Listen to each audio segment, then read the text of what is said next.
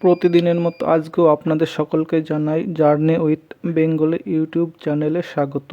সকলকেই অনুরোধ করব ভিডিওটি শেষ পর্যন্ত দেখুন এবং যদি ভালো লাগে তাহলে একটি লাইক করুন।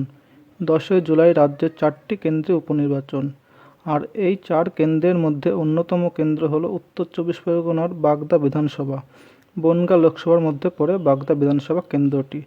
এখানে তৃণমূল কংগ্রেসের প্রার্থী মধুপর্ণা ঠাকুর, বিজেপির প্রার্থী বিনয় কুমার বিশ্বাস এবং কংগ্রেসের প্রার্থী অশোক কুমার হালদার। এখানে লড়াই মূলত দ্বিমুখী, তৃণমূল কংগ্রেস ও বিজেপির মধ্যে। এখানে প্রার্থী যেই হোক না কেন, মূল লড়াই মধুপর্ণা ঠাকুরের সাথে দাদা শান্তনু ঠাকুরের। দুজনেই ঠাকুর বাড়ির সদস্য। উপনির্বাচন হলেও তৃণমূল ও বিজেপি উভয় দলই নির্বাচনটি ছোট করে দেখছে না। তৃণমূল এখানে এক ঝাঁক নেতা, মন্ত্রী, সাংসদকে দায়িত্ব দিয়েছে এই বাগদা বিধানসভার জন্য।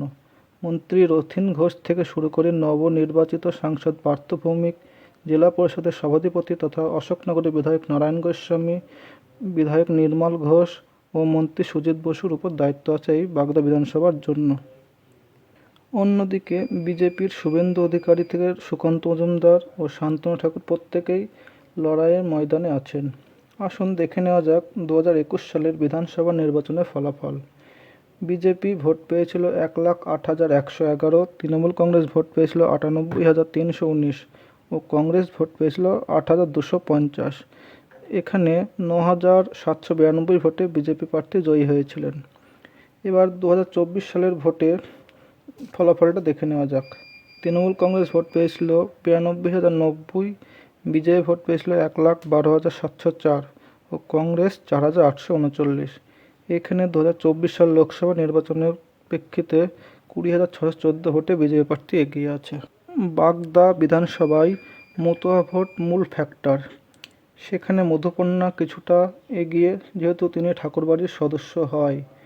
লোকসভা ভোটে শান্তনু ঠাকুর এই সুবিধাটা পেয়েছিলেন। অন্যদিকে গোষ্ঠীদ্বন্দ্বে জর্জরিত বাগদায় বিজেপি কিছুটা ব্যাকফুটে। দাদা ও বোনের লড়াইয়ে দেখা যাক শেষ হাসিটা কে হাসে। তার জন্য আমাদের সকলকে অপেক্ষা করতে হবে 13ই জুলাইয়ের জন্য। ভিডিওটি দেখার জন্য সকলকে অসংখ্য ধন্যবাদ। ভিডিওটি ভালো লাগলে অবশ্যই একটি লাইক, কমেন্ট করুন, যাতে পরবর্তী ভিডিও করতে আরও উৎসাহিত হয়।